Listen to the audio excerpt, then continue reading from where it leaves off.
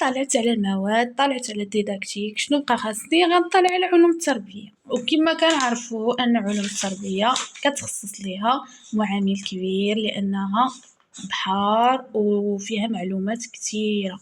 المهم حنا حددنا بعض النقاط هنايا غنفصلوا فيهم إن شاء الله في الفيديوهات الجاية، اللي هما المستجدات، المقاربات بأنواعها، بيداغوجيات، نظريات التعلم، علم النفس التربوي.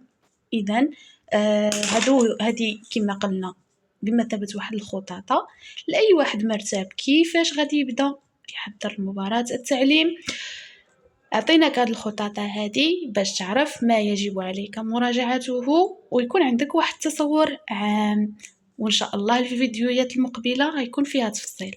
المطلوب هو وضع جيم والاشتراك في الصفحة باش إن شاء الله نبداو نخدموا هاد الجوانب كاملين إن شاء الله.